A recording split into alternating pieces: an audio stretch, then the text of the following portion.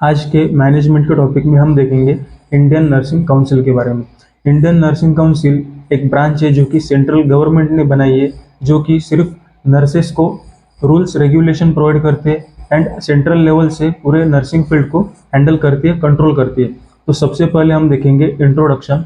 Central government establish Indian nursing council by an act of parliament in 1947। मतलब central government ने 1947 में Indian nursing council को establish किया था, उसकी स्थापना की थी, मतलब उसे तैयार किया था। Then it is self governing body under government of India. मतलब ये सेंट्रल लेवल पे काम करने वाली ऐसी बॉडी है जो कि गवर्नमेंट के अंदर काम करती है और खुद के काम खुद करती है। Under Section 3(1), this Indian Nursing Council, under the Act of 1947, has framed a regulatory body of the Ministry of Health and Family Welfare, which established a uniform standard of training for nurses, midwives and health visitors। मतलब 1947 के acts के हिसाब से हमारा जो Indian nursing council है वो ministry of health and family welfare का एक ब्रांच है, जो कि नर्सेस को, मिडवाइफ्स को एंड हेल्थ विजिटर्स को ट्रेनिंग प्रोवाइड करता है और उसके साथ साथ न्यू रूल्स भी अप्लाई करता है जिन्हें कि नर्सेस को फॉलो करना पड़ता है।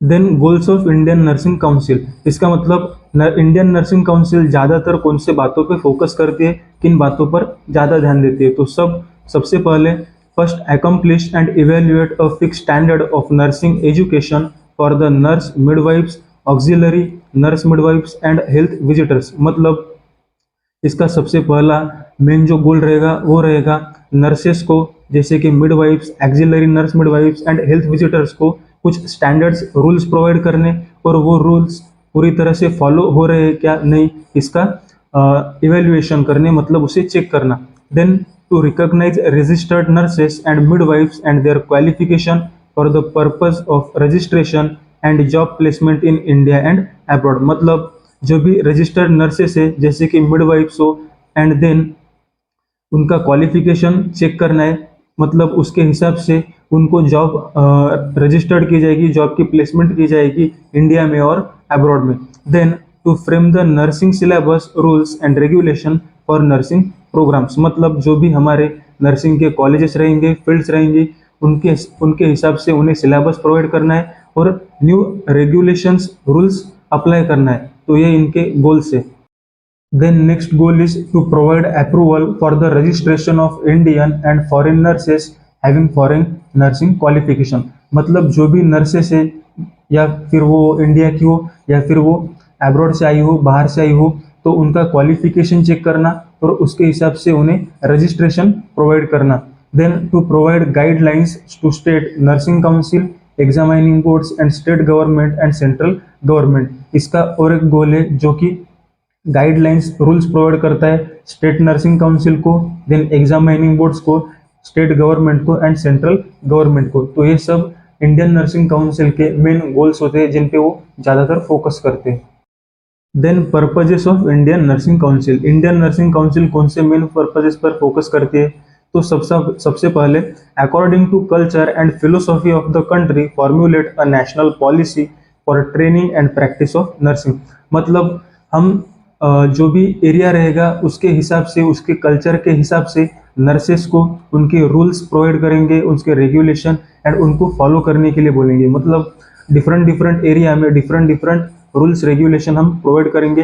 Then prescribe syllabus for the training of nurses of all levels. मतलब सब लेवल के नर्सेस को सिलेबस प्रोवाइड करना इंडियन नर्सिंग काउंसिल का पर्पस होता है। Then to inspect training institutions to ensure its functioning follows the standards. मतलब जो भी नर्सिंग इंस्टीट्यूशंस से, कॉलेजेस है, वो सब स्टैंडर्ड्स मेंटेन कर रहे हैं या नहीं कर रहे हैं। देन उसके बाद उसकी फंक्शनिंग किस तरह से अच्छे से क्वालिफिकेशन मिल रहा है या नहीं मिल रहा है, इन सब बातों का इंस्पेक्शन करना, ये सब पर्पज है इंडियन नर्सिंग काउंसिल के।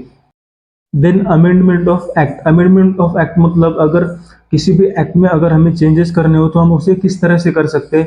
तो सबसे पहला, proposal send to government of India, ministry of health and family welfare. मतलब हमारी जो सेंट्रल गवर्नमेंट की ब्रांच है ministry of health and family welfare, सबसे पहले हम उन्हें प्रपोजल सेंड करेंगे। Then about ministry will consult to ministry of law. उसके बाद हमारी जो ब्रांच है ministry of health and family welfare, वो मिनिस्ट्री ऑफ लॉ को इसके बारे में बताएगी। Then it will then go to cabinet, मतलब लीगल सेल। उसके बाद मिनिस्ट्री ऑफ लॉ से हमारा प्रपोजल जाएगा कैबिनेट के पास।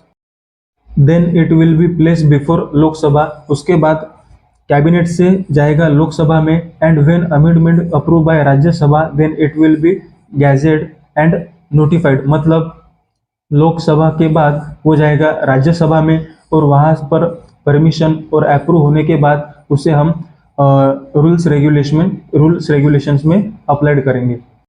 इन functions of Indian nursing council, Indian nursing council कौन कौन से फंक्शंस करते, कौन कौन से काम करती है। तो सबसे पहला recognises nurses as a separate branch, मतलब नर्सेस को एक सेपरेट ब्रांच तैयार करने में मदद करती है।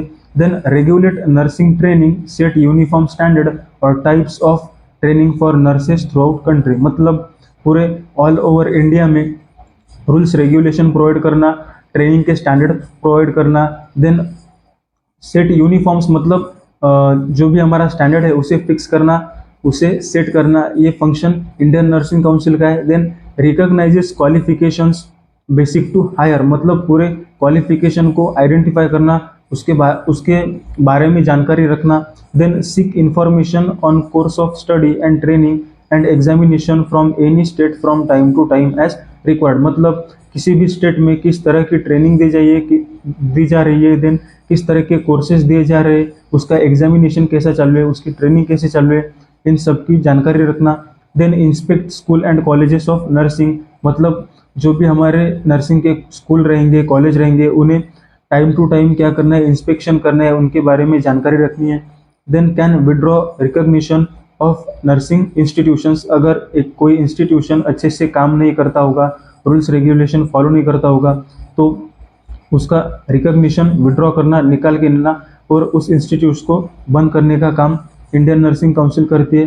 Then maintain Indian nurses registers, मतलब इंडियन नर्सेस को रजिस्ट्रेशन प्रोवाइड करना और उनको मेंटेन करने का काम भी करते हैं। Then has power to make regulations, मतलब न्यू रूल्स एंड रेगुलेशन तैयार करने की पावर इंडियन नर्सिंग काउंसिल के पास होती है।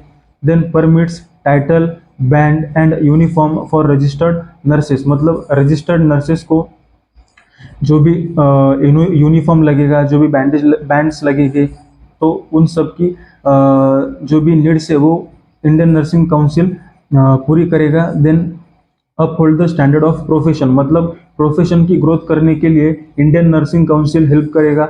देन ब्रिंग्स आउट पब्लिकेशंस, मतलब कुछ चीज़ों का पब्लिकेशन करेगी, जैसे कि कोई भी इंफॉर्मेशन होगी रिलेटेड टू नर्सिंग फील्ड। तो यहाँ पर हमारा इंडियन नर्सिंग काउंसिल का टॉपिक खत्म होता है।